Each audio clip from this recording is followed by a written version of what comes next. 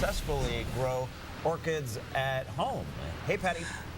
Good morning, Sarah and Randall. That's right. Both of you were talking about your success or failure with orchids at home, and this is my failure. I have had this orchid. I bought it at a supermarket, and I've had it for a little more than 3 years. I've tried.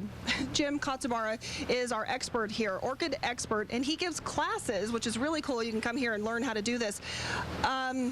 What am I doing wrong? Well, what am I doing right? We're going to name this one Lazarus.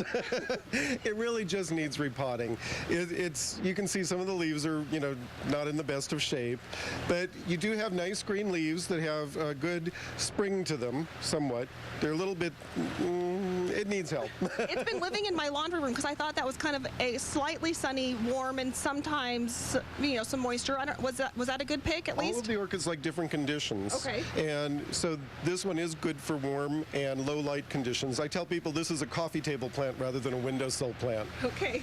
I don't even remember what the bloom looked like when it had a bloom. What should it be? They're fairly round, big. Okay. I'm not sure about the color on this one, but they call it the moth orchid because it looks like a big moth. In fact, the name Phalaenopsis means looks like a moth.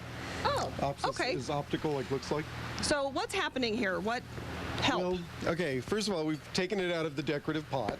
It's in plastic, which I prefer because when you go to repot, it slides right out without tearing the roots. Whereas if it were potted directly into this, you might have some root tearing.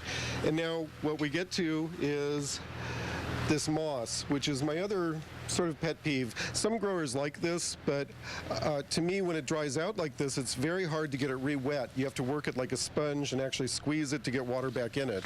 Well, and I'm really worried to do what you're doing to my orchids because I think that they're really fragile and I don't want to hurt them.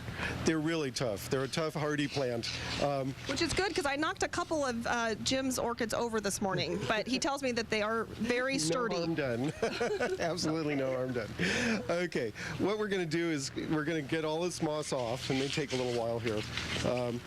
You can see what they've also done is they've put a styrofoam at the bottom, which aids for drainage. That looks like a packing material. It is a packing material. I don't like it because it's just not very biodegradable when you go to repot, but we're going to just throw that out. Okay, so that's not environmentally friendly, and the orchid can do without it? Yeah, if you want good drainage, just use larger bark or larger bark at the bottom to help with the drainage.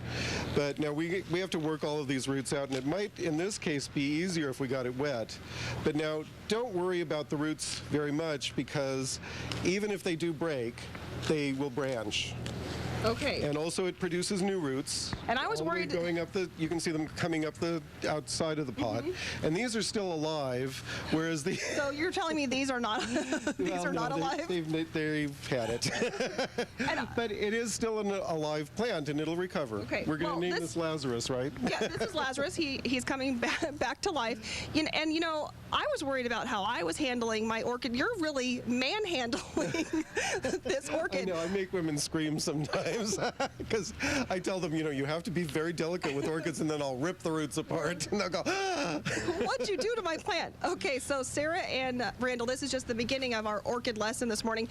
We have more great advice coming up from our expert here, Jim Kotzabar at Chaotic Exotics, also known as Rancho Chaotica. And this is in the Santa Rita Hills. This is between Buellton and Lompoc, right off of Highway 246. And on Sundays, we do have a link on kcoy.com. You can find their website. On Sunday afternoons, he teaches orchid classes, so not only can you come here and buy them, but you can learn how to take care of them as well. Very good. Who knew the Santa Rita Hills great for growing wine and orchids? So that's right.